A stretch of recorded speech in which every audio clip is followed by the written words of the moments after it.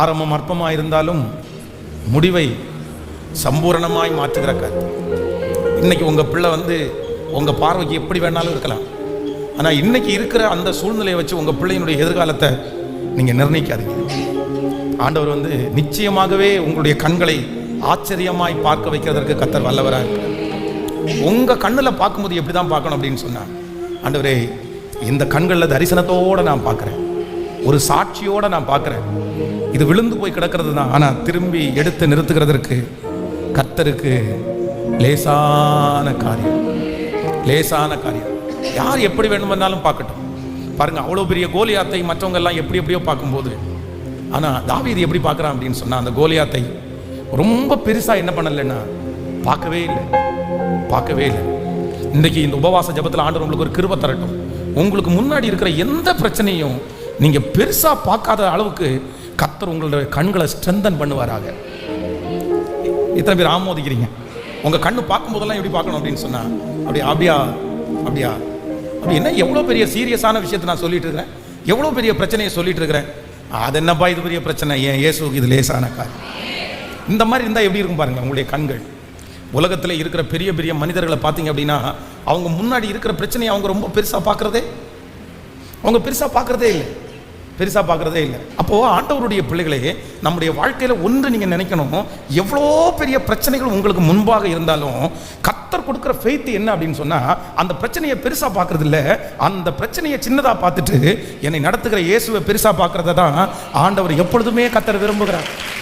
அதனால இன்றைக்கு கூட இந்த ஃபாஸ்டிங் ப்ரேயரில் இந்த சத்தத்தை கேட்கிறவர்கள், நீங்கள் பிரச்சனையை பெருசாக பார்த்து பார்த்து பார்த்து பார்த்து நீங்கள் பழகின ஆட்களாக இருக்கலாம், அந்த சின்ன பிரச்சனையும் ரொம்ப பெருசாக பார்த்து, ரொம்ப பெருசு என்னமோ தெரியல பாஸ்டர், எனக்கு அந்த மாதிரி சின்ன சின்ன பிரச்சனையை கூட தாங்க முடியல, சின்ன சின்ன பிரச்சனையை கூட நினைச்சா எனக்கு பயமா இருக்குது.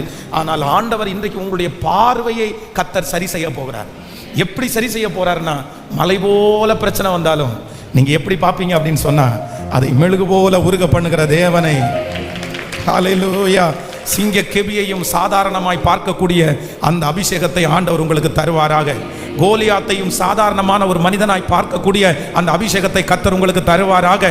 எத்தனை பேர் ஆமோதிக்கிறீர்கள்? உங்களுக்கு முன்பாக இருக்கிற சவால்கள் எவ்வளவு பெரிதாக இருந்தாலும் அதை சாதாரணமாய் பார்க்கக்கூடிய ஒரு கிருபையை, அப்படிப்பட்ட கண்களை இப்பொழுது இந்த உபவாச ஜபத்தில் கர்த்தர் தருவாராக. உங்களை பார்க்கிற நிறைய பேர் ஆச்சரியப்பட போகிறார்கள். நீங்கள் பார்க்கும்போது அந்த பிரச்சனையை மட்டுமல்ல, எரிகோ கோட்டையை மட்டுமல்ல, எழும்பி நிற்கிற அந்த யோர்தானுடைய தண்ணீரை மட்டுமல்ல, அதற்கு பின்பாக கிரிய செய்கிற ஒரு தேவனை உங்கள் கண்கள் பார்க்க போகிறது.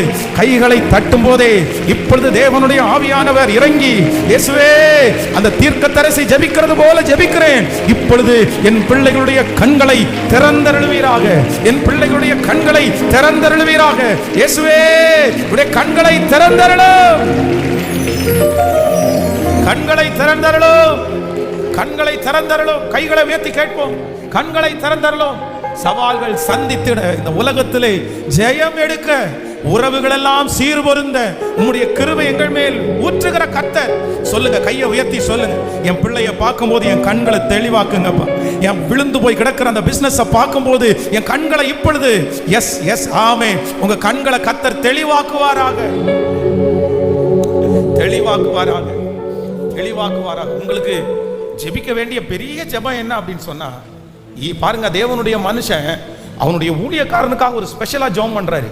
2 பேரும் ஒரே வீட்டில் தான் இருக்காங்க, 2 பேரும் வாசலை திறந்து ஒரே காட்சியை தான் பார்க்குறாங்க.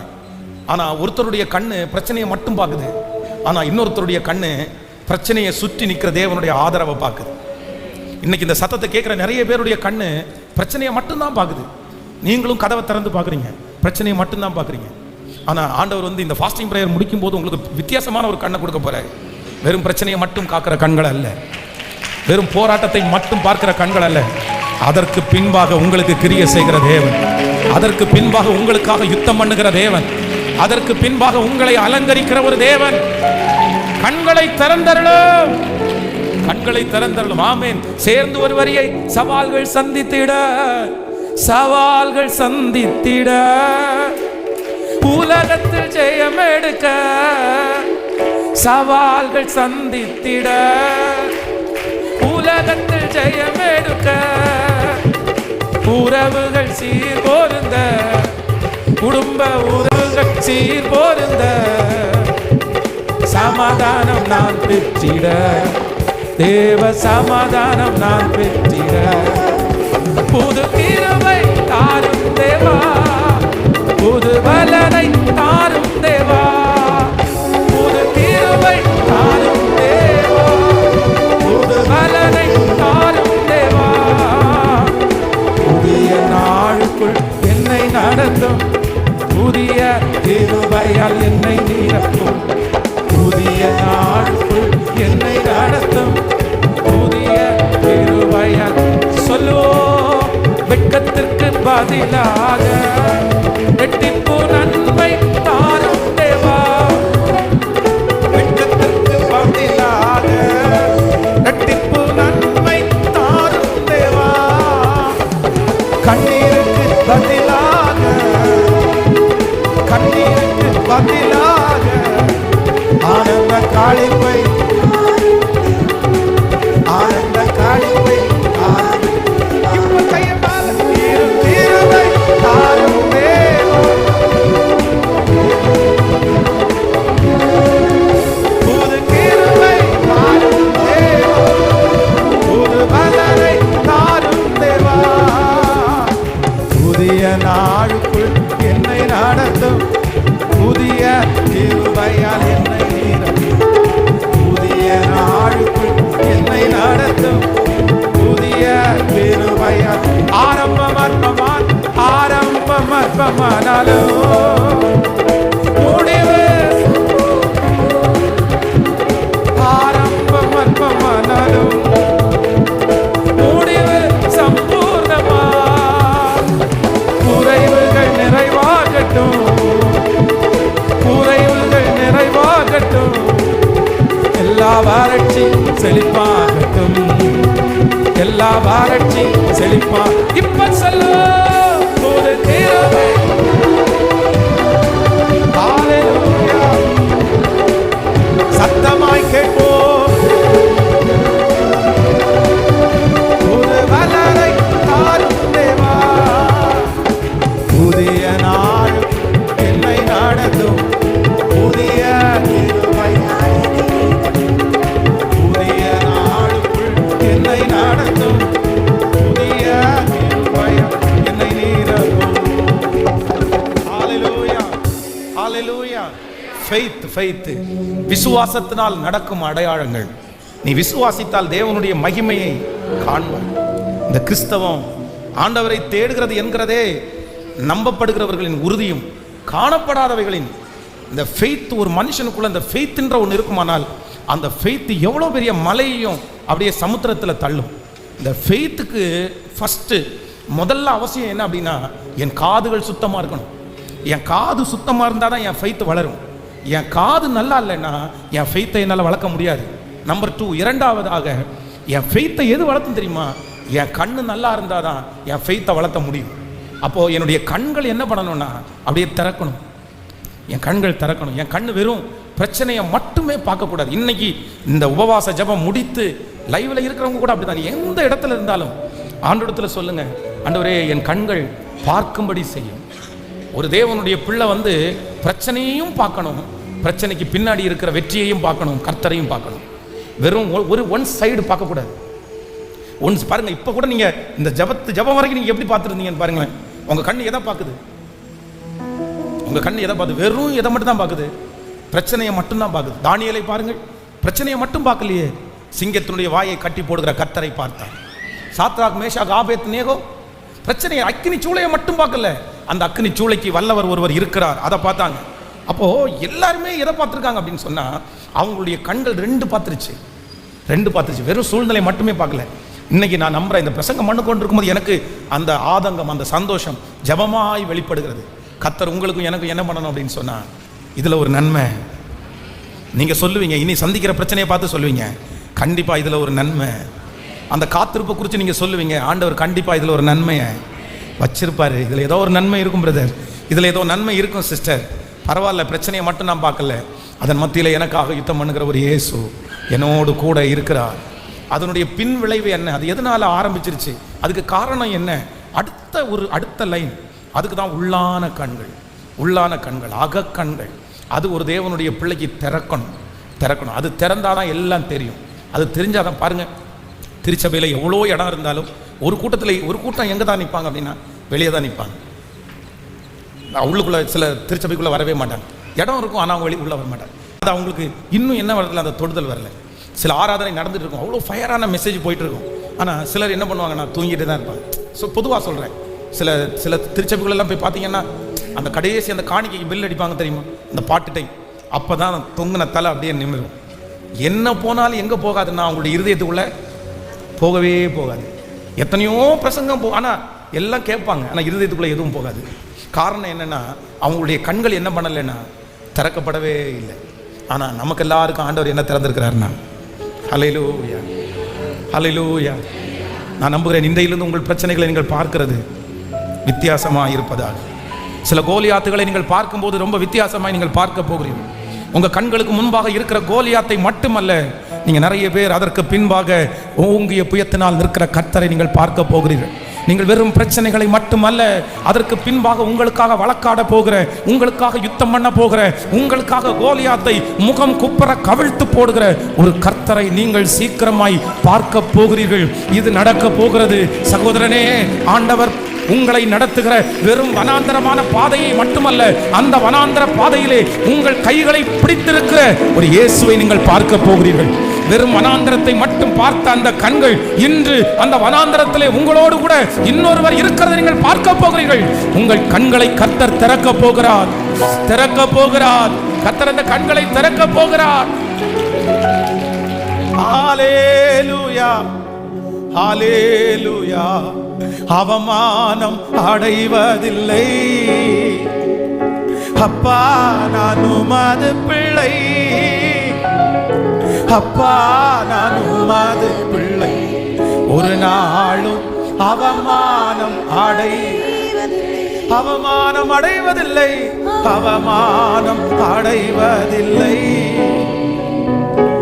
அப்பா, உமது பிள்ளை. அப்பா, நான் உமது பிள்ளை. ஒரு நாளும் ஆமென். லாசரு மரித்து போன செய்தியை கேட்டார்கள். ஃபர்ஸ்ட் லாசரு வியாதியா இருக்கிற செய்தியை இயேசு கேட்டார், அவர் போகல. இப்பொழுது லாசரு மரித்து போன செய்தியை கேட்ட உடனே சீடர்களை பார்த்து சொல்றாரு, வாங்க போலாம், போய் லாசருவை எழுப்பும் அப்படின்னு சொன்ன உடனே அவ்வளவு தூரம் எல்லாவற்றையும் விட்டு ஆண்டவரோடு கூட டிராவல் பண்ண அந்த சீடர்கள் ஆண்டவரை பார்த்து என்ன சொன்னாங்க தெரியுமா? ஒருத்தருக்கு மாறி என்ன சொன்னாங்க தெரியுமா? அவரோடு கூட மரிக்கும்படி போவோம். அப்படின்னா எப்படினாலும் அடி வாங்குறது நிச்சயம். நம்மளை துண்டக்கான துணியா பணம்னு அடிக்க போறான், சரி அவரோட சேர்ந்து நம்மளும் வாங்குவோம் போலாம் அப்படின்னு. லாசருடைய வீட்டில் போறாரு மார்த்தாள் மரியாள். அவங்கள பார்த்து சொல்றாரு, அவனை உயிரோட எழுப்போன்னு சொல்லும்போது அவங்க உடனே என்ன சொல்றாங்கன்னு தெரியுமா? ஆமா ஆண்டவரே, உயிரோட எழும்புவான், எங்களுக்கும் நம்பிக்கை இருக்குது. ஏன்னா என் சகோதரன் ரொம்ப நீதிமான். ஒரு நாள் தேவன் எக்கால சத்தத்தோடு மானத்தோடு அவர் வருவார், அப்ப என் சகோதரன் எழுப்பி நிற்பான், எனக்கு தெரியும். இப்போ மரித்து 4 நாள் ஆச்சு நாருமே. ஆனா ஆண்டவருக்கு 2 பார்வை இருந்துச்சு. இங்க இருந்து கிளம்பும் போது 4 நாள் ஆனவனை எப்படி எழுப்புறோன்னு சொன்னா எல்லாம் சண்டைக்கு வருவாங்கன்னு நினைச்சிட்டு போறாங்க. ஆனா ஆண்டவர் அவனை உயிரோடு இருக்கிறவனாய், அப்பொழுதுதான் கர்த்தர் சொல்கிறார், இயேசு அவளை நோக்கி, நீ விசுவாசித்தால் தேவனுடைய மகிமையை காண்பாய்.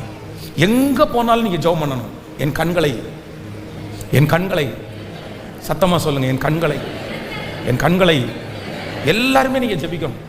உங்க பிள்ளைகளுக்காக ஜெபிக்கும் போது கூட அப்படிதான் சொல்லுங்க, என் பிள்ளைகளுடைய கண்ணை திறந்தரணும், என் கண்களை திறந்தரணும். எல்லாத்தையும் ஆண்டவர் காமிப்பார். என்ன இருக்குன்னு ஆண்டவர் காமிப்பார். உங்களுடைய கண்களை கர்த்தர் திறப்பார். அது ஒரு ஞானம். இந்த உலகத்தில் இருக்கிறவங்க அதை மாற்றி சொல்றாங்க. அதான் ஒரு பழமொழி சொல்லுவாங்க, நெற்றி கண் திறப்பினும். நிறைய இடத்துல போய் பார்த்தீங்க அப்படின்னு சொன்னா இந்த 2 கண்ணை தவிர நெற்றியில சிலர், அது தவறான சிம்பிள், அது வேற மாறிடுச்சு. ஆனால் நிறைய பேர் உள்ள ஒரு அகக்கண்ணுன்னு ஒன்று சொல்லுவாங்க, அதை வச்சிருப்பாங்க. அது சிலருக்கு திறந்தவங்க கடவுள் அப்படின்னு சொல்லுவாங்க. ஆனால் நான் என்ன சொல்றேன்னா, அது வேதத்தில் ஆண்டவர் எழுதி வச்சிருக்காரு. அது கடவுளுக்கு திறக்கிற கதவு கண் இல்லை, ஆண்டவருடைய பிள்ளைகளுக்கு திறக்கிற கண். ஆமென். விரியன் பாம்பு கையில் கவி பிடிக்கும் போது எல்லாருடைய கண்ணும் அவன் நுரத்தள்ளி சாவான்னு நினைச்சாங்க. ஆனால் பேதுருக்கு 2வது கண்ணு ஒன்று இருந்துச்சு. தீயில உதறி தள்ளி விட்டுட்டு அடப்பாப்பா கடல்லையே தப்பிச்சு வந்தாராமா. அங்கேயே வாக்கு கொடுத்துட்டாரு, பவுலே இந்த கடல் பிரயாணத்தில் உன்னை தப்பி வைக்கிறதுக்கு காரணம் நீ ராஜாவுக்கு முன்னாடி நீ நிற்கணும், அவ்வளோதான். அதனால பவுலுக்கு ஒரு விசுவாசம், ஒரு கண்ணு திறந்துருச்சு. என்ன விஷப்பாம்பா இருந்தாலும் என்ன சீண்ட முடியாது, நான் எங்கே நிற்கணும்? ராஜாவுக்கும். இப்போ பாருங்களேன், இந்த சத்தத்தை கேட்குற உங்க எல்லாருக்கும் திறந்தா எப்படி இருக்கும்? ஹல்லேலூயா, ஹல்லேலூயா. இந்த பாட்டை பாடும்போதே ஜெபம் பண்ணிட்டே பாடுங்க. என் பிள்ளைக்கு கண்ணு திறக்கலப்பா, என் பிள்ளை வெறும் பிரச்சனையை மட்டும்தான் பார்க்குறான், பிரச்சனையை மட்டும்தான் பார்க்குறான். நிறைய பேர் ரொம்ப கண்ணீர் விடுகிறதுக்கு காரணம் அவங்க கண்ணுக்கு பிரச்சனை மட்டும்தான் தெரியுது. எத்தனை நாள் ஆண்டவரே, எத்தனை நாள் ஆண்டவரே. நிறைய பேர் சோர்ந்து போகிறதுக்கு காரணம் கூட அதனால தான். என்ன அப்படின்னு சொன்ன, ஆண்டவரே நீ எத்தனை நாள் ஆண்டவரே, எத்தனை நாள் ஆண்டவரே, எத்தனை நாள் ஆண்டவரே. கர்த்தர் கண்களை திறக்கிறவர், கரங்களை தட்டி பாடி, ஆண்டவரே அந்த கிருபை எங்களுக்கு வேண்டும், நாங்கள் அவமானம் அடைய மாட்டோம், ஏனென்றால் நாங்க உமது பிள்ளை. ஓ ஹல்லேலூயா. அவமானம் அடைவதில்லை அப்பா, நான் உமது பிள்ளை, அப்பா நான் உமது பிள்ளை, ஒரு நாளும் அவமானம் அடைவதில்லை. பாடிக்கொண்டே அவமானம் அடைவதில்லை அப்பா, நான் உமது பிள்ளை, அப்பா நான் உமது பிள்ளை, ஒரு நாளும் அவமானம். கண்கள் நீதிமானை பார்க்கின்றன, சேவிகள் மன்றாட்டை கேட்கின்றன. கண்கள் நீதிமானை பார்க்கின்றன, சேவிகள் மன்றாட்டை கேட்கின்றன. ஈடுகண் நீக்கி வீடுவிக்கின்றீ, ஈடுகண் நீக்கி வீடுவிக்கின்றீ, இறுதி வரை என்னை நடத்தி செல்வி, இறுதி வரை என்னை. கைகளை மேல தட்டி அவமானம் அடைவதில்லை அப்பா, நான் உமது பிள்ளை, அப்பா நான் உமது பிள்ளை, ஒரு நாளும் அவமானம் அடைவது. பாட பாட மகிமை, அவமானம் அடைவதில்லை அப்பா, நான் உமது பிள்ளை, அப்பா நான் உமது பிள்ளை, ஒரு நாளும் அவமானம் அடைவதில்லை. கூடைந்த நொந்த உள்ளத்தோடு கூடவே இருந்து பாதுகாக்கின்றீ, கூடைந்த நொந்த உள்ளத்தோடு கூடவே இருந்து பாதுகாக்கின்றீ. அநேக துன்பங்கள் சேர்ந்து வந்தாலும், அநேக துன்பங்கள் சேர்ந்து வந்தாலும், அனைத்தினின்றும் நீர் விடுவிக்கின்றீ, அனைத்தினின்றும் நீர் வீடு. இப்ப சொல்லுவோம், அவமானம் அடைவதில்லை. கைகளை தட்டிக்கொண்டே அப்பா நான் உமது பிள்ளை, ஒரு நாளும் அவமானம் அடைவதில்லை, அவமானம் அடைவதில்லை, அவமானம் அடைவதில்லை அப்பா நான் உமது பிள்ளை,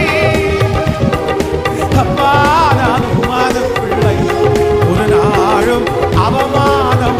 பாட பாட மகிமை. நல்லவர் நல்லவர் இனியவர் என் ஆண்டவர், நாளெல்லாம் சுவைத்து மகிழ்கின்றேன்.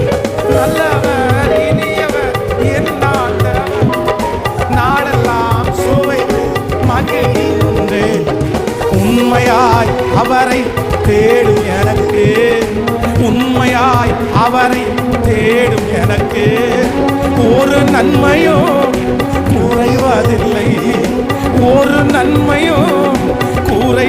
கைகளை மேல தட்டி அவமானம் அடைவதில்லை அப்பா நான் உமது பிள்ளை,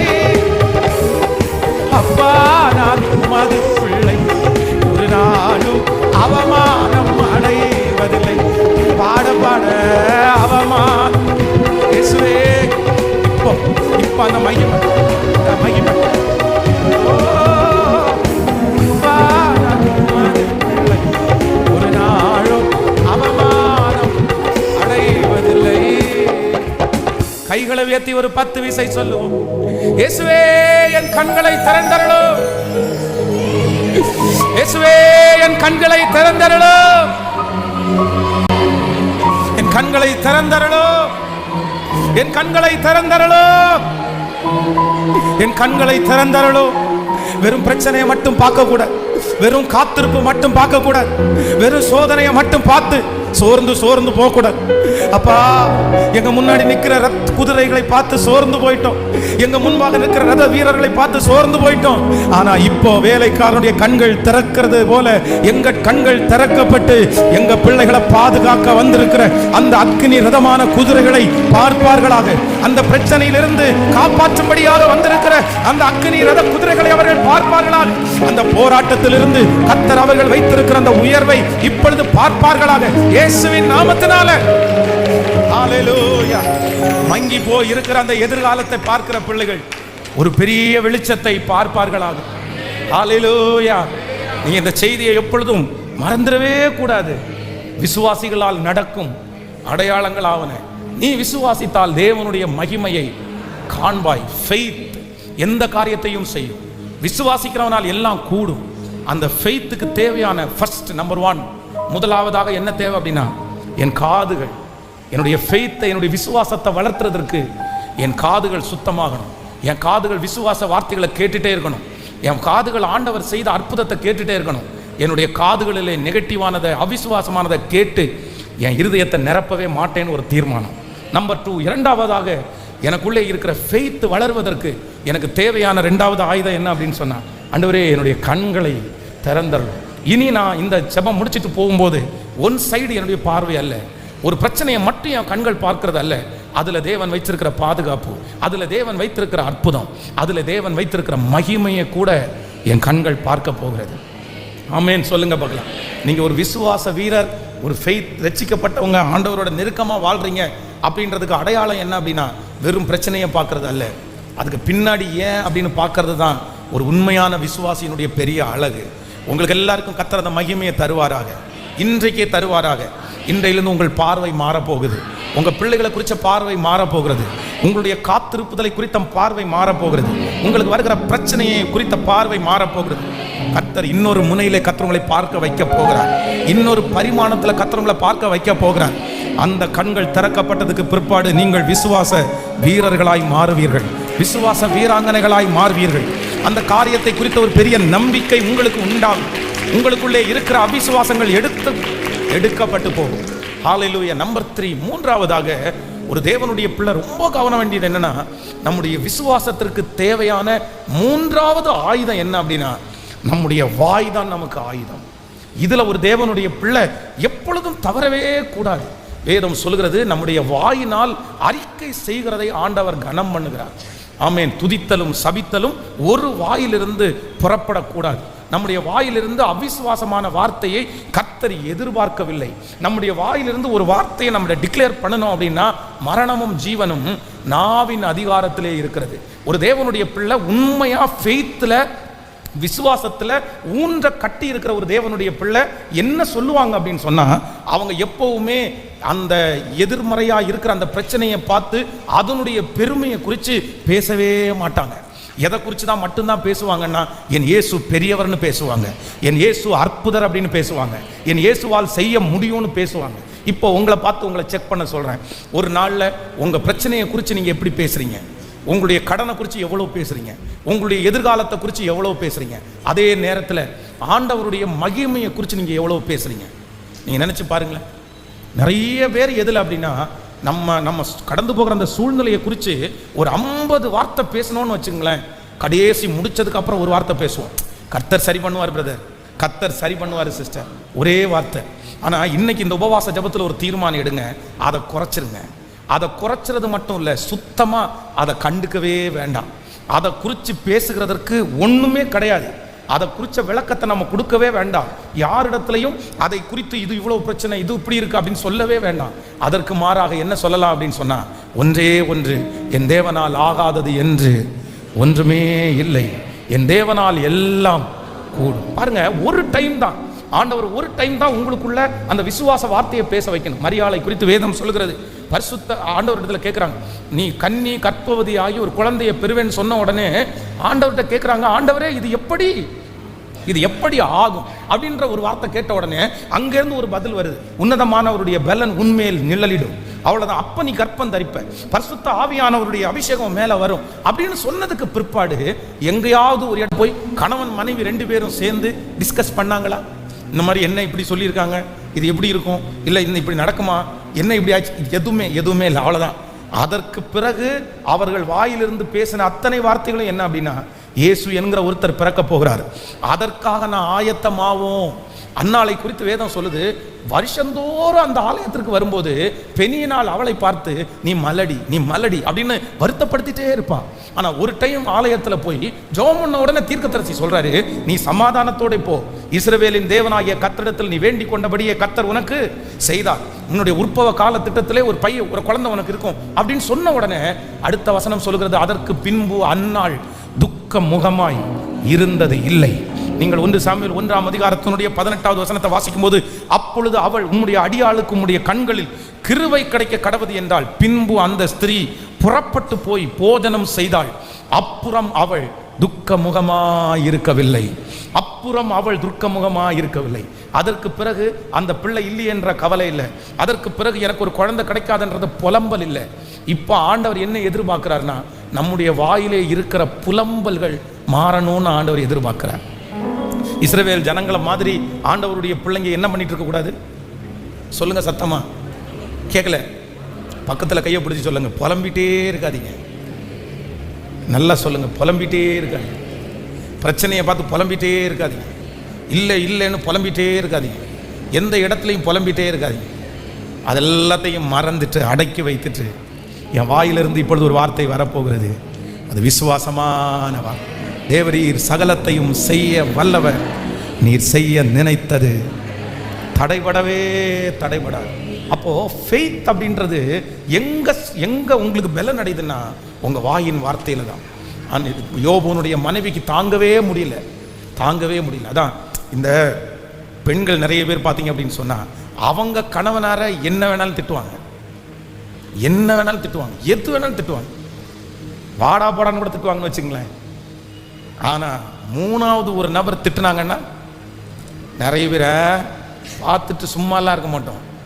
அதுல ஒரு டயலாக் சொல்லுவாங்க பாருங்க, நான் கூட ஏதாவது பேசுவேன், ஆனா அவர் பேச மாட்டார், அவர் நீதிமான். அவரை போய் நீ பேசுகிறதுக்கு யாரு? ஏன்னா ஒரு நல்ல மனைவிக்கு தான் என்ன தெரியும் அப்படின்னா, அவருடைய கணவனார் யார் அப்படின்னு தெரியும். எப்பொழுதுமே நல்ல கணவனா இருக்கிறவர்களை எந்த மனைவியை அவங்க திட்டினாலும் 3வது ஒரு நபரிடத்துல என்ன பண்ண மாட்டாங்க, அவரை சொல்லுங்களேன். நல்ல கணவனை எந்த மனைவியுமே விட்டு கொடுக்க மாட்டாங்க. அவர் செய்யுங்க, அவர் நீதிமானுங்க, அவருக்கு கால் தூசிக்கு நான் வராதுங்க. அந்த நினைப்பு பெண்களுக்கு உண்மையிலே நிறையவே இருக்கும். நல்ல கணவனாக இருந்தால் நிறையவே இருக்கும். நிறைய இடத்துல அந்த மாதிரி நான் பார்த்துருக்கிறேன். இந்த இடத்துல இந்த மனைவிக்கு என்ன அப்படின்னா, என்னையாவது சோதிச்சா கூட பரவாயில்லையா நீ, ஏன் அப்படின்னா நான் உத்தமி, நிறைய நான் உத்தமி இல்லை, நான் சன்மார்க்க ஜீவன் தான் ஜீவன் பண்ணுவேன், நான் இவரை மாதிரி பொறுமைசாலியும் கிடையாது, ஆனா இவர் எவ்வளவு பொறுமைசாலி. அதனாலதான் என்ன சொல்றாங்க அப்படின்னா, நீர் இன்னும் உங்களுடைய உத்தமத்தில் உறுதியா இருக்கிறீரோ, தேவனை தூசித்து ஜீவனை விடும். ஆனா ஃபெய்த்துக்கு முக்கியத்துவம் கொடுக்குற ஒரு மனுஷன் அங்க இருக்கிறாரு. யோபுனாலே ஃபெய்த், விசுவாசம் தான் அர்த்தம். அவர் என்ன சொல்றாரு அப்படின்னு சொன்னா, அதற்கு அவன், நீ பைத்தியக்காரி பேசுகிறது போல் பேசுகிறாய், தேவன் கையிலே நன்மையை பெற்ற நாம் தீமையையும் பெற வேண்டாமோ? இவைகள் எல்லாவற்றிலையும் யோபு தன் உதடுகளினால் பாவம் செய்யவும் இல்லை. அடுத்த வசனம் 11வது வாசிமையினால், யோபு தன்னுடைய 3 சிநேகிதனாகிய தோமானியனாகிய எலிப்பாசும், சூயனாகிய பில்தாத்தும், நாகமாத்தியனாகிய சோப்பாரும் யோபுக்கு நேரிட்ட தீமைகள் யாவையும் கேள்விப்பட்ட போது அவனுக்காக பரிதபிக்கவும் அவனுக்காக ஆறுதல் சொல்லவும் ஒருவர் யோசனை பண்ணி கொண்டு அவரவர் தங்கள் ஸ்தலங்களில் இருந்து வந்தார். நீங்க தொடர்ச்சியா கண்டினியூவா வாசிக்கும் போது அவன் என்ன செய்யல அப்படின்னா, தன்னுடைய உதடுகளினால் பாவம் செய்யவும் இல்லை, தேவனை பற்றி குறை சொல்லவும் இல்லை. ஹல்லேலூயா. காரணம் என்ன அப்படின்னு சொன்னா, என் வாயிலிருந்து நான் விசுவாசிக்கிறவனானால், நான் ஃபெய்த்துக்கு முக்கியத்துவம் கொடுக்கிறவனானால், நான் எங்க ரொம்ப கவனமா இருக்கணும்னா, என் வாயின் வார்த்தையில் ரொம்ப கவனமாக இருக்கணும். ஆமேன்னு சொல்லுங்க. ஆண்டவரிடத்தில் கேட்கணும், ஆண்டவரே அவிசுவாசமான வார்த்தை என் வாயிலிருந்து புறப்படாமல் பாதுகாத்துக் கொள்வீராக. எந்த எதிர்மறையான வார்த்தையும் என் வாயிலிருந்து புறவே வேண்டாம். தேவரீர் சகலத்தையும் செய்ய வல்லவர், நீர் செய்ய நினைத்தது ஒன்றும் தடைபடாது. தேவரீர் சகலத்தையும் செய்ய வல்லவர், செய்ய நினைத்தது ஒன்றும் தடைபடாது. அவர் என்னை கொன்று போட்டாலும் அவர் மேல் நான் நம்பிக்கையா இருப்பேன். நானோ சிறுமையும் எளிமையுமானவன், கர்த்தரோ என் மேல் நினைவாய் இருக்கிறார். பகலிலே மேக ஸ்தம்பத்திற்கும் இரவிலே அக்கினி ஸ்தம்பத்திற்கும் என்னை பாதுகாக்கிற ஒரு தேவன் உண்டு. அவருடைய கோலும் அவருடைய தடியும் என்னை தேற்றும். என் சத்துருக்களுக்கு முன்பாக எனக்கு ஒரு பந்தியை ஆயத்தப்படுத்தி என் தலையை எண்ணெயினால் அபிஷேகம் பண்ணுகிறார். ஆபிரகாமை பார்த்து மகன் கேட்கிறார், அப்பா தீவெட்டி இருக்கிறது, கட்டைகள் இருக்கிறது, பலிக்கான ஆடு எங்கே? அப்போ தன்னுடைய பிள்ளை தன்னுடைய வேலைக்காரர்கள் எல்லாரோடையும் வர்றாரு. மலையினுடைய அடிவாரத்தில் வேலைக்காரங்களை எல்லாரையும் கீழே விட்டுட்டு இப்போ என்ன சொல்றாருன்னா, நான் பலி செலுத்துறதுக்காக அவருடைய மகனும் 2 பேர் தான் போறாங்க. ஆனால் அந்த இடத்துல என்ன சொல்வார் அப்படின்னா, நானும் பிள்ளையாண்டானும் போய் பலி செலுத்தி விட்டு திரும்பி திரும்பி திரும்பி எப்படி திரும்பி வருவீங்க? ஆதியாகமம் 22ஆம் அதிகாரம் 5ஆம் வசனம். அப்பொழுது ஆபிரகாம் தன் வேலைக்காரனை நோக்கி, நீங்கள் கழுதையை நிறுத்தி இங்கே காத்திருங்கள், நானும் பிள்ளையாண்டானும் அவ்விடம் மட்டும் போய் தொழுது கொண்டு உங்களிடத்திற்கு திரும்பி வருவோம் என்றான். எவ்வளவு ஃபெய்த் பாருங்க. தன்னுடைய பிள்ளையை சாக கொடுக்க போறாரு, தன்னுடைய பிள்ளையை பலி செலுத்தி கொடுக்க போறாரு, தன்னுடைய பிள்ளையை இன்னும் கொஞ்சம் நேரத்தில் குத்தி அதை அவனுடைய கண்டந்துண்டமாய் மாற்ற போறாரு. ஆனாலும் வாயிலிருந்து புறப்படுகிற வார்த்தை என்ன அப்படின்னா, திரும்பி.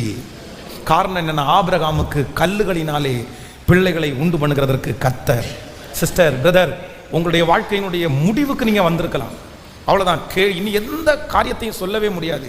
ஆனா கூட உங்க வாயிலிருந்து என்ன வார்த்தை வரணும் அப்படின்னா, நீர் செய்ய வல்லவர், நீர் மாற்ற வல்லவர், நீ செய்ய நினைத்தது தடைபடாது, நீர் என்னை கட்டுவீர், நீர் என்னை நிலைநாட்டுவீர், உம்மால் கூடாத காரியம் ஒன்றும் இல்லை, உங்களால் சகலவும் செய்ய முடியும், நீர் பெரியவர், நீர் அற்புதர். இந்த மாதிரி விசுவாச வார்த்தைகள் உங்க வாயிலிருந்து வந்துட்டே இருக்கட்டும், வந்துட்டே இருக்கட்டும். வேவு பார்க்க போனதிலே 12 பேர்ல 10 பேருடைய வாயிலிருந்து வந்த வார்த்தை என்ன வார்த்தைனா, அந்த தேசம் நமக்குரியது அல்ல, அந்த தேசம் நமக்கு கிடைக்காது, அங்க இருக்கிறவங்க எல்லாம் பயப்படுத்தக்கூடியவங்க. ஆனா ஜோஷுவா, காலேப் என்கிற 2 பேர் மட்டும் என்ன சொல்றாங்க அப்படின்னா, அங்க இருக்கிற ஆட்கள் பெரியவங்களா இருக்கலாம், அங்க இருக்கிற சாப்பாடு பெருசா இருக்கலாம், அங்க ஏனாக்கியர் இருக்கலாம், ஆனா ஆண்டவர் நம்மோடு கூட இருந்தால் அவர்களை முறியடித்து நாம் அங்கே போய் உட்காருவோம் என்கிற அந்த விசுவாசமான வார்த்தையை கர்த்தர் கனம் பண்ணி, ஹல்லேலூயா, அந்த கானான் தேசத்திலே 2 பேர் பிரவேசித்தாங்க. அந்த கானான் தேசத்துல 2 பேர் தான் போனாங்க. யாரெல்லாம்னா, ஜோஷுவாவும் காலேப் 2 பேர் தான் போனாங்க. இந்த 2 பேர் போறதுக்கு என்ன காரணம் அப்படின்னு சொன்னா, அத்தனை சூழ்நிலைகளும் எதிராக இருக்கும்போது வாயில என்ன வார்த்தை வரல? சொல்லுங்க சத்தமா. அவிசுவாசமான வார்த்தை வரவே இல்லை, அவிசுவாசமான வார்த்தையே வரவே இல்லை. எனக்கு ரொம்ப ஆச்சரியமானது என்ன தெரியுமா, 35 கிலோ வெயிட், 35 கிலோ, ஒரு வாலிப பெண், அவளுக்கு 24 வயசு, கல்யாணம் ஆயிடுச்சு, அவளுடைய வெயிட் 34 கிலோ. 34 கிலோவில் அவள் கன்சீவ் ஆகிறா, மாசமாகிறா. அந்த வெயிட் அவளுக்கு ஏறவே இல்லை. 34 கிலோ விட்டு அந்த பிள்ளையினுடைய குழந்தையினுடைய வெயிட்டை தவிர அந்த பிள்ளை உடம்பே ஏறல. பொதுவாக பிரெக்னன்சியில் இருக்கிற சிஸ்டர்ஸ் எல்லாருக்குமே உடம்பு அதிகமாக வரும், வெயிட் அதிகமாக போடும். ஆனால் அந்த பிள்ளை 9 மாதம் வரைக்கும் பார்த்தீங்க அப்படின்னு சொன்னால் அதே 35 கிலோ தான் இருந்தாங்க. எல்லா டாக்டரும் ரொம்ப கிரிட்டிக்கல், ஆப்ரேஷன் தான் பண்ணணும், நார்மல் டெலிவரி எல்லாம் நோ சான்ஸ், எதிர்பார்க்கவே முடியாது, உனக்கு ஆப்ரேஷனே கஷ்டம். ஏன் அப்படின்னா அந்த அனஸ்தீசியா கொடுக்கறதுக்குரிய உடம்பு கூட உனக்குள்ள இல்லை அப்படின்னாங்க. ஆனால் இந்த பிள்ளையும் தாயும் என்ன விசுவாச்சாங்கன்னா, ஆண்டவரே நீர் எவ்வளவும் செய்ய வல்லவர். ஒரு நாள் கூட அவிசுவாசமான பேச்சு இல்லை, ஒரு நாள் கூட சேர்ல கூட உட்காரல, தரையிலே உட்கார்ந்து அந்த 35 கிலோவில் டாக்டர்களே ஆச்சரியப்படுற அளவுக்கு அந்த பிள்ளைக்கு நார்மல் டெலிவரி. 35 கிலோ தான் அந்த உடம்பு எப்படி இருக்கும். அப்போ நான் என்ன நம்புறேன் அப்படின்னு சொன்னா, நீங்க வாயில என்ன பேசுங்க அப்படின்னு சொன்னா, அவிசுவாசமான வார்த்தைகள் ஒன்றும் உங்கள் வாயில என்ன பண்ணக்கூடாதுன்னா, புறப்படவே கூடாது. எப்பொழுதுமே தேவன் ஒரு நாள் என்னை நினைப்பார், தேவன் ஒரு நாள் என்னை கடாட்சிப்பார், தேவன் ஒரு நாள் உங்களை எழுப்புவார். இப்பொழுது அந்த விசுவாச வார்த்தையை நான் சொல்லுகிறேன், கர்த்தர் முடங்கி கிடக்கிற உங்களை ஒரு நாள் எழுப்புவார். ஓ ஹல்லேலூயா. அடுப்படியில் கிடக்கிற உங்களை ஒரு நாள் கர்த்தர் பொன் சிறகுகளால் கர்த்தர் மாற்றுவார். விழுந்து போன தாவீதின் கூடாரத்தை கர்த்தர் திரும்பவும் எடுப்பித்து கர்த்தர் கட்டுவார். உங்களை கர்த்தர் சீர்படுத்துவார். உங்களை கர்த்தர் ஸ்திரப்படுத்துவார். பலப்படுத்தி நிலைநிறுத்துவார். நீங்க இல்லாம போவீங்கன்னு சொன்ன அத்தனை பேருக்கு முன்பாகவும் கர்த்தர் உங்க தலையை உயர்த்துவார். கைகளை உயர்த்தி ஒரு 10 டைமாவது சொல்லுவோம், கர்த்தர் என் சூழ்நிலையை மாற்றுவார். என் கணவனாருடைய இருதய கடினம் மாறும். என் பிள்ளைக்கு ராஜா வீட்டு கல்யாணம் போல அந்த திருமணம் நடக்கும். என் கடன்கள் சீக்கிரமாய் மாறும். என் சரீரத்தில் ஒரு அற்புதம் நடக்கும். நான் கர்த்தருக்கு எழும்பி பிரகாசிக்கிறேன். தீபமாய் நான் மாறுவேன். நான் ஊழியம் செய்வேன். கர்த்தர் என் முந்தின சீரை பார்க்கலாம். கர்த்தர் எனக்கு நற்சீர் கர்த்தர் உண்டு பண்ணுவார். இனி அந்த வார்த்தை என் வாயிலே வருவது இல்லை. சொல்லுங்க, கர்த்தர் எனக்காக ஒரு வாசலை கர்த்தர் திறப்பார். எனக்காக ஒரு வழியை கர்த்தர் ஆயத்தம் பண்ணுவார். என் பிள்ளை மாறுவான். என் பிள்ளை மாறும். சொல்லுங்க, அந்த வார்த்தையை அறிக்கை செய்யுங்க. பரலோகம் கேட்கட்டும். பரலோகம் கேட்கட்டும். ஹல்லேலூயா, ஹல்லேலூயா, ஹல்லேலூயா, ஹல்லேலூயா. விசுவாச வார்த்தையை கனப்படுத்துகிற ஒரு தேவன் நம்மோடு இருக்கிறார். அவிசுவாசமான வார்த்தையை பேச வைக்கிறவன் பிசாசு. பேச வைக்கிறவன் பிசாசு. ஆனா விசுவாசமான வார்த்தையை நம்முடைய இருதயத்திலே வாயிலே தருகிறவர் கர்த்தர். இப்ப சொல்லுங்க, 3 காரியங்கள் நமக்கு தேவை. உங்க ஃபெய்த் வளரணும்னு எத்தனை பேர் நினைக்கிறீங்க? உங்க விசுவாசம் வளரணும்னு எத்தனை பேர் நினைக்கிறீங்க? விசுவாசத்தினால எல்லாவற்றையும் கர்த்தர் உங்களுக்கு செய்ய கர்த்தர் வல்லவராய் இருக்கிறார். சொல்லுங்க, நீ விசுவாசித்தால் தேவனுடைய மகிமையை காண்பாய். நீ விசுவாசித்தால் தேவனுடைய மகிமையை காண்பாய். 2006 வருஷம் அப்போ வந்து வாக்குமேன் அப்படின்னு சொன்னா இந்த கேசட்டை உள்ள போட்டு செய்தியை கேட்கலாம். அப்போ வந்து நான் வந்து ஒரு செய்தியை கேட்டுக்கொண்டே இருக்கேன். அப்பொழுது வந்து பாஸ்டர் தாமஸ் ராஜ், பாஸ்டர் ரத்னம்பால் ஐயா, இவங்க 2 பேருடைய செய்தியையும் நிறைய கேட்பேன். இவங்க 2 பேரும் கேசட்டில் வந்து செய்தியை அன்றைக்கு உள்ள காலங்களில் அவங்க போடுவாங்க. அப்போ வந்து பாஸ்டர் தாமஸ் ராஜ் அவங்க செய்தி கொடுத்துட்டு இருக்கும்போது ஆண்டவருடைய அற்புதத்தை குறித்து அவங்க பேசிகிட்டே இருக்கிறாங்க. ஆண்டவர் உங்களை நடத்துவார். பேசிட்டே இருக்கும்போது பார்த்தீங்கன்னா 2 காதுலையும் இயர்ஃபோன் இருக்குது. கண்ணில் தாரையாக கண்ணீர் கொட்டுது. அவர் அந்த சாட்சியை சொல்றாரு. அவருடைய திருச்சபைக்காக அவருடைய இடத்தை வாங்கும்போது அந்த சாட்சியை சொல்றாரு. அந்த சாட்சியை கேட்ட உடனே அவர் என்ன சொல்றாருன்னா, அவர் ஜெபம் பண்ணும்போது, முடவன் கொம்புத்தேனுக்கு ஆசைப்பட்டது மாதிரி நான் ஆசைப்பட்டுட்டேன், தப்பு தான். நான் முடவன், நான் எப்படி கொம்புத்தேனுக்கு ஆசைப்படுறது? அந்த மாதிரி என்னால் எடுக்க முடியாத எனக்கு கற்பனைக்கு மிஞ்சின காரியத்தை நான் ஆசைப்பட்டேன் அப்படின்னு அவர் அந்த ஜெபத்தை சொல்றாரு. எனக்கு அப்படியே கண்ணில் தாரையாக கண்ணீர் கொட்டுது. ஏன் அப்படின்னா, ஊழியத்துக்கும் எனக்கும் சம்பந்தம் இல்லை. ஊழியம் செய்வனா செய்ய மாட்டேனான்னு எனக்கு தெரியாது. ஒரே ரொம்ப டவுட்டாக இருக்குது. அப்போ தான் 1 வருஷம் முழுக்க பெட்டில் படுத்து அனாதையை போல கோயம்புத்தூரில் படுத்து ட்ரீட்மெண்ட் பார்த்துட்டு அந்த ஊழியத்தை ஆரம்பிக்கிறேன். இதை எப்படி செய்வோம்? இனி திரும்பி அந்த சிக்னஸ் வருமா? அப்படி வந்தால் நம்ம எப்படி சமாளிப்போம்? இப்படி ஆயிரக்கணக்கான கேள்விகள் உள்ள ஓடிட்டே இருக்குது. ஆனால் அந்த செய்தியை கேட்டு அழ நான் திரும்பி ஜெபிக்கிறேன். நானும் முடவன் தான். நானும் ஆசைப்படுற இந்த ஊழியம் கொம்புத்தேனுக்கு ஆசைப்படுறது மாதிரி தான். சாரி ஆண்டவரே, என்னை பயன்படுத்தணும்னு நான் கேட்கக்கூடிய தகுதி இல்லை. சரி, ஒரு ஊழியக்காரனாவது நீ என்னை அங்கீகரிக்கணும்னு ஜெபம் பண்ணுறேன் அப்படின்னு ஜெபம் பண்ணிகிட்டே இருக்கிறேன். அந்த விசுவாசமான வார்த்தைகளை இன்னைக்கு நினைச்சு பார்க்கிறேன். கர்த்தர் எவ்வளவு தைரியப்படுத்தி இருக்கிறார். அதை பேச வைத்தவர் அவர். அப்படி ஜெபிக்க வைத்தவர் அவர். நான் நம்புறேன் ஆண்டவர் இன்னைக்கு நிறைய பேருடைய வாயில கர்த்தர் உங்களுக்கு ஃபெய்த்தான வார்த்தைகளை கர்த்தர் சொல்ல போறாரு. நீங்க விசுவாசமா ஜெபத்தில் ஜெபிக்க போறீங்க. கர்த்தர் எனக்கு அப்படி செய்ய போகிறதற்காய் ஸ்தோத்திரம்னு நீங்க ஜெபிப்பீங்க. கர்த்தர் என் கடன்களை மாற்றி நான் கடனை கொடுக்கிறவளாய் என்னை மாற்றுவேன் நீங்க ஜெபிப்பீங்க. நான் ஒரு சொந்தமான இடத்துல கர்த்தர் என்னை நிலைநாட்டுவார் நீங்க ஜெபிப்பீங்க. அந்த ஜெபம் கேட்கப்படும். அந்த வார்த்தையை மனிதர்கள் உங்கள் வாயிலே வைத்தது அல்ல, உங்களுடைய எமோஷனால் வந்தது அல்ல. அது தேவன் உங்களுக்கு அங்கீகரித்து கொடுக்கிற வார்த்தை. அந்த வார்த்தையை நீங்கள் தடை செய்ய வேண்டாம். நீ வாயிலே உச்சரிக்கிற வார்த்தையை கர்த்தர் அப்படியே நிறைவேற்றுவாராக. ஏசாயாவினுடைய நாவை தொட்டது போல எங்கள் நாவை தொடுகிற ஒரு கர்த்தர். ஹல்லேலூயா. கைகளை மேல உயர்த்தி சீர்படுத்துவார். அவர் என்ன சீர்படுத்துவார்? அவர் என்ன ஸ்திரப்படுத்துவார்? என் வாயில உங்க அக்கினி துறவை அப்படியே வச்சிருங்க ஆண்டவரே. அப்படியே அந்த கற்களை வைங்க ஆண்டவரே. அந்த நெருப்பு தழலை என் வாயில வைங்க ஆண்டவரே. ஐயோ, நான் அசுத்த உதடுகள் உள்ள மனுஷன். நான் அசுத்த உதடுகள் உள்ள ஜனங்கள் மத்தியிலே வாசம் பண்ணுகிறேன். ஏசாயாவினுடைய நாவை தொட்டது போல இப்பொழுது கர்த்தர் என் நாவை தொடுவீராக. ஓ நன்றி நன்றி. என்மையை தடுக்க நின்ற கூட்டங்கள் எல்லாமே தேவன் கூட நிற்கிறார் அப்படின்றத உறுதிப்படுத்தும். கண்டிப்பா இந்த ஃபாஸ்டிங் பிரேயர்ல என்ன சீர்படுத்துகிற ஒரு கர்த்தர் என் கூட இருக்கிறார். நன்றி ஆண்டவரே, நன்றி நன்றி. உன்னை இல்லாமல் செய்வேன் என்று சொன்னோர் முன் இடம் கொள்ளாமல் பெருகச் செய்யும் தேவன். உன்னை இல்லாமல் செய்வேன் என்று சொன்னோர் முன் இடம் கொள்ளாமல் பெருகச் செய்யும் தேவன். நேராகும் வாய்ப்பு சீராக மாற்றிட வருவாரே. நேராகும் வாய்ப்பில்லா உன் வாழ்வில் சீராக மாற்றிட வருவாரே.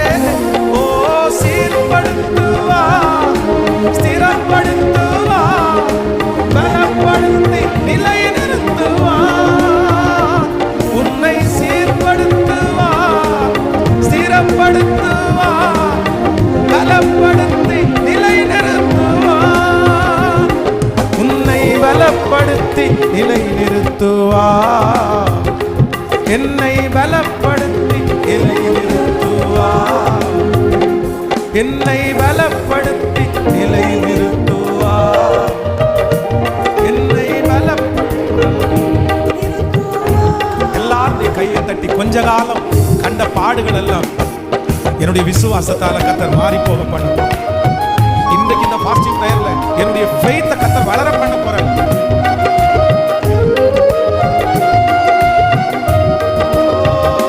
நன்றி ஆண்டவரே, நன்றி. இந்த காலம் கண்ட ஆடுகள் எல்லாமே பனி போல உந்தன் முன்னே உருகி போகும். கொஞ்ச காலம் கண்ட ஆடுகள் எல்லாமே பனி போல உந்தன் முன்னே உருகி போகும். உன் கஷ்டங்கள் நஷ்டங்கள் எல்லாமே மாறும்.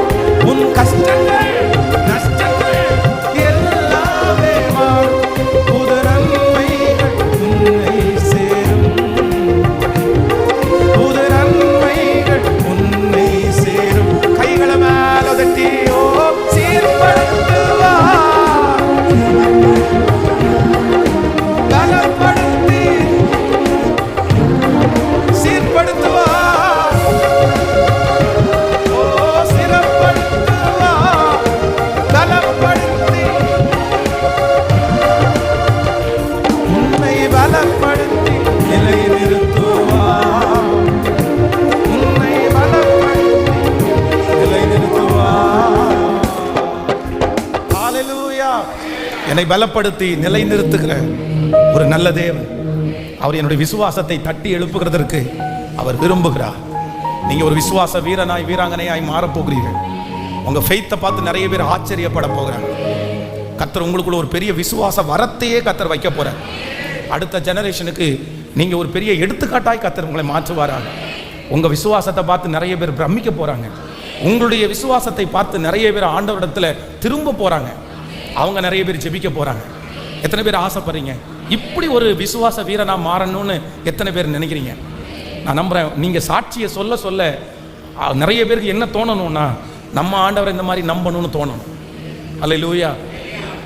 எங்களுடைய ஊர்ல ஒரு வயதான ஒரு ஊழியக்காரர், அப்போ எல்லாம் பார்த்தீங்க அப்படின்னா எங்கள் ஊரில் நிறைய கலர் தோட்டம் இருக்கும். நிறைய பிசாசுகளுடைய தொந்தரவும் இருந்துகிட்டே இருக்கும். நிறைய பேர் சொல்லுவாங்க, வெளியில் 12 மணிக்கு போகிறவங்க நிறைய பேர் பார்த்தீங்கன்னா இந்த காத்தடிக்குதுன்னு சொல்லுவாங்கல்ல, போய் பேயறிஞ்சது மாதிரி வருவாங்க. அதுக்கப்புறம் அப்படிப்பட்டவங்க நிறைய பேர் சூசைட் கூட பண்ணியிருக்காங்க. அதனால 12 மணிக்கு 1 மணிக்கெல்லாம் எங்கள் ஊரில் எல்லாம் நிறைய பேர் நடமாட்ட மாட்டாங்க. ஃபுல்லாக லைட் இல்லாமல் இருக்கும், இருட்டாக இருக்கும், பேய் நடமாட்டம் இருக்கும்னாலும் சொல்லிட்டே இருப்பாங்க. பட் நம்ம பார்த்ததில்ல. அப்படியெல்லாம் சொல்லுவாங்க, இவனை பேய் நைட்டு போனால் பேய் அறிஞ்சிச்சு, பாத்ரூம் போனால் இப்படி ஆயிடுச்சு அப்படின்லாம் நிறைய பேரை பார்த்துருக்கோம். ஆனால் அந்த 12 மணிக்கு ஆல் நைட் ப்ரேயரை முடிச்சுட்டு ஒரு வயசான பாஸ்டர் வந்து ஒத்த சந்தா அப்படியே அந்த ஒத்தடி பாதையில் ராத்திரி நடந்து வருவார். அவர் ஒரு டைம் ஒரு சாட்சி சொன்னார். அவர் நடந்து வரும்போது மழை அடிச்சிச்சாமா. ஸோ இந்த மழைக்கு ஒதுங்கணும்னு சொல்லி பக்கத்தில் எங்கேயுமே எதுவும் இல்லாமல் ஒரே ஒரு கோயில் மாதிரி ஒன்று இருந்துச்சாமா. அதில் போய் படுத்துட்டாருங்க. அந்த வாசலில் போய் படுத்துட்டாராமா. படுத்துட்டு கொஞ்சம் நேரத்தில் பார்த்தா ஒருத்தர் மழை நனைஞ்சு 2 குடையோடு வந்தாராமா. ஒரு குடையை இவர் கையில் கொடுத்து, இதான் ஒரு கடை, நீங்கள் போங்க அப்படின்னு சொன்னாராமா. எப்பா, நான் இங்கே மழை நனைஞ்சு இந்த நடு ராத்திரியில் இந்த இடத்துல படுத்து கிடக்கிறேன்னு உனக்கு யார் சொன்னா? எதுக்கு கொடை கொண்டு வந்த? அது ஒன்றும் இல்லை, நீ இங்கே படுத்தோன்னே இங்கே இருக்கிற பிசாசு என் வீட்டில் வந்து, நான் தான் இந்த இடத்துக்கு பூஜாரி, இந்த இடத்துல இருக்கிற பிசாசு என்கிட்ட வந்து அங்கே ஒருத்தன் வந்து படுத்து கிடக்கிறான், அவன் இருந்ததுனால எனக்கு அங்கே உள்ளே இருக்க முடியல, நீ போய் முதல்ல அவனை எழுப்பி விடுன்னு என்ன தொந்தரவு பண்ணுது, அதனால தான் வந்திருக்கிறேன், நீங்கள் யாருன்னு கேட்டாராம். உடனே அவர் சொன்ன, நான் பாஸ்டர், நான் இந்த மாதிரி ப்ரேயர் முடிச்சுட்டு வரேன். ஐயோ, உங்கள்கிட்ட இருக்கிற சாமி ரொம்ப பெரிய ஆள் போல தெரியுது, ஏன் சாமி இங்கே இருக்க மாட்டேங்குது. நடந்த சம்பவம். அப்புறம் வலுக்கட்டாயமா, இல்லையா நாளைக்கு கொடையெல்லாம் கொடுக்குறதுக்கெல்லாம் என்னால் வர முடியாது, நீ கொடையை தரவே வேணாயா, நீயே வச்சுக்கோ, எனக்கு நீங்கள் இங்கேருந்து போனால் போதும் அப்படின்னு சொல்லி அந்த நைட்டோடு நைட்டாக கொடையை கொடுத்து அனுப்பி விட்டுருக்கிறாரு. இந்த சாட்சியை நான் கேட்கும்போது சின்ன பையன், அந்த சாட்சியை கேட்டுட்டு கீழே உட்காந்து நான் ஜெபம் பண்ணேன். இதே போல் ஒரு விசுவாச வீரனா என்ன மாற்றணும், நான் உங்களை விசுவாசிக்கிறேன்ற அந்த ஃபெய்த்து, அதை வச்சு 10 வாலிபர்கள் சொல்லணும், ஆண்டவரே இவரை மாதிரி நான் உங்களை நம்பணும் அப்படின்ற விசுவாசத்திற்கு ஒரு எடுத்துக்காட்டாக என்ன மாற்றுங்க அப்படின்னு சின்ன வயசில் அப்படி ஜெபம் பண்ணுவேன். கடந்த சமீபத்தில் ஒரு யூத் மீட்டிங் நடக்கும்போது ஒரு வாலிப பையன் என்னை பார்த்து சொன்னான், நான் நம்பவே மாட்டேன் ஃபாதர் எதையுமே, எங்கள் அம்மா கத்திட்டே கிடப்பாங்க, இயேசுவை நம்புப்பா, இயேசு நல்லவருப்பா, ஆனால் கண்டிப்பாக நான் நம்பவே மாட்டேன், எனக்கு இதெல்லாம் பிடிக்காது, எனக்கு இந்த காடு அப்படின்னா கடவுள் நம்பிக்கை சுத்தமாக இல்லை. ஆனால் ஒரு நாள் உங்கள் சாட்சியை கேட்டேன், அன்னையிலிருந்து எனக்குள்ளே என்னமோ பண்ணுது, நான் ஜீசஸ் ரொம்ப நம்புகிறேன், நான் ரொம்ப ஃபெய்த் ஆகிட்டேன். ஸோ அன்னைக்கு ஜெபித்த ஜெபம் இன்னைக்கு நிறைவேறிடுச்சு. நான் சொல்கிறேன், இன்னைக்கும் இந்த சத்தத்தை கேட்டுக்கொண்டிருக்கும் போதே நீங்கள் ஜெபம் பண்ணுங்க, என்ன ஒரு விசுவாச வீரனா, என்ன ஒரு விசுவாச வீராங்கனையாய், என்ன ஒரு விசுவாச வீரனாய், என்ன ஒரு விசுவாச வீராங்கனையா. இன்னைக்கு ஃபாஸ்டிங் ப்ரேயரில் இங்கே இருக்கிற நிறைய பேரை நீங்கள் வெறும் ஃபெய்த் மேனா, ஃபெய்த் உமனா மட்டும் இல்லை, நீங்கள் விசுவாசத்தை அநேகருக்கு கொடுக்கிற பற்றி எரிகிற தீபமாய் ஆண்டவர் உங்களை மாற்ற போகிறார். உங்கள் விசுவாசம் நிறைய பேரை அசைக்க போகிறது, உங்கள் ஃபெய்த் நிறைய பேரை அசைக்க போகிறது, உங்கள் விசுவாசத்தினால ஆயிரக்கணக்கான பேர் ஆண்டவரை ஏற்றுக்க போகிறாங்க. உங்கள் விசுவாசம் அடுத்த ஜெனரேஷனுக்கு பரவி பாய்கிற ஆறை போல மாற்றப்படுகிறது. ஜெபத்தில் கேளுங்க, இயேசுவே எனக்குள்ள அந்த விசுவாசத்தை ஊற்றுவீராக ராஜா. ஹல்லேலூயா. அதற்கு 3 காரியங்கள் வேணும். 1, நம்பர் 1 என்னுடைய காதுகள், விசுவாசத்துக்கு ரொம்ப இம்பார்ட்டானது எனக்கு காது. நம்பர் 2, ரெண்டாவது என்னுடைய விசுவாசத்துக்கு ரொம்ப முக்கியமானது என்ன அப்படின்னா என்னுடைய கண்கள், என்னுடைய கண்களை திறந்தரணும். நம்பர் 3 என்னுடைய விசுவாசத்திற்கு ரொம்ப முக்கியமானது என்ன அப்படின்னா என்னுடைய வாய். நான் என்ன பண்ண போறேன் அப்படின்னு சொன்னா, ஆண்டவரே என்னுடைய காதுகளில் எந்த நெகட்டிவ் கேட்டாலும் நான் விசுவாசிக்கிறவர் இன்னார் என்று நான் அறிந்திருக்கிறேன். நம்பர் 2 என்னுடைய கண்ணு இனி வெறும் பிரச்சனையை மட்டும் பார்க்காது, அதுக்கு பின்னாடி எனக்காக யுத்தம் பண்ணுகிற இயேசுவை பார்க்கும், அதுக்கு பின்னாடி எனக்காக இருக்கிற இயேசுவை பார்க்கும். நான் இனி அப்படிதான் பார்க்க போறேன், என் பார்வையை கர்த்தர் மாற்ற போறாரு. நம்பர் 3 என் வாயிலிருந்து புறப்படுகிற வார்த்தை இனி ஒரு வார்த்தையும் புலம்பலான வார்த்தை அல்ல, பிரச்சனையை பெரிதுபடுத்துகிற வார்த்தை அல்ல, விசுவாசமான வார்த்தையை நான் பேச போறேன். என்ன நிரப்புங்க ஆண்டவரே, என்ன விசுவாச வீராங்கனையாய் மாற்றுங்க ஆண்டவரே. முடிஞ்சவங்க எல்லாரும் ஆன்லைன்ல இருக்கிற பிள்ளைகள் கூட உங்களுக்காக இந்த ஒப்பு கொடுத்தல் ஜெபத்துக்கு பிற்பாடு உங்க ஒவ்வொருத்தருக்காக பர்சனலா ஜெபிக்க போறேன். உங்களுடைய கடன்களுக்காக ஜெபிக்க போறேன், உங்க வியாதிகளுக்காக ஜெபிக்க போறேன், உங்க குடும்ப சமாதானத்திற்காக ஜெபிக்க போறேன். இந்த உபவாச ஜெபத்தில் கர்த்தர் கேட்பாராக. இன்னும் நிறைய பேர் ஜெப குறிப்புகளை கொடுத்துருக்காங்க. கடந்த 40 நாட்கள் ஜெபம் நடந்து கொண்டிருக்கிறது. டெய்லி காலையில் அந்த 5 மினிட்ஸ் வந்து ஒரு வாக்குத்தத்த செய்தியை நம்ம டெலிகாஸ்ட் பண்றோம். அதுல நூற்றுக்கணக்கான ஜெப குறிப்புகள் வந்துட்டே இருக்கிறது. எல்லா ஜெபத்திற்கும் ஸ்தோத்திரம் பண்ணிட்டே இருக்கிறேன். இந்த 40 நாளைக்குள்ள கர்த்தர் உங்கள் ஜெபங்களுக்கெல்லாம் கர்த்தர் பதில் தரப்போகிறார். அவர் ஜெபத்தை கேட்கிறவர் என்கிறதை அவர் உறுதி செய்ய போகிறார். ஆமேன். எல்லாரும் அப்படி எழுப்பி நின்று ஆமேன். நன்றி ஆண்டவரே, என்னுடைய விசுவாசத்தை துவக்கிறவர், என்னுடைய விசுவாசத்தை முடிக்கிறவராகிய கர்த்தர், நான் விசுவாசிக்கும் தேவன் இன்னார் என்று நான் அறிவேன், நான் கலங்க மாட்டேன், நான் பயப்பட மாட்டேன், இயேசு என்னை நடத்திடுவார். ஆமென். இந்த பாடலை எல்லாரும் சேர்ந்து பாடி, அப்படியே பாடுறவங்க பாடுங்க, ஜெபம் பண்றவங்க கேளுங்க. ஆண்டவரே நான் ஒரு விசுவாச வீரனா மாறணும், நான் ஒரு விசுவாச வீராங்கனையாய் மாறணும். ஆமோதிக்கிறீர்களா? கைகளை அசைத்து ஒரு ஹல்லேலூயா சொல்லுங்க, சத்தமா ஒரு ஹல்லேலூயா சொல்லுங்க.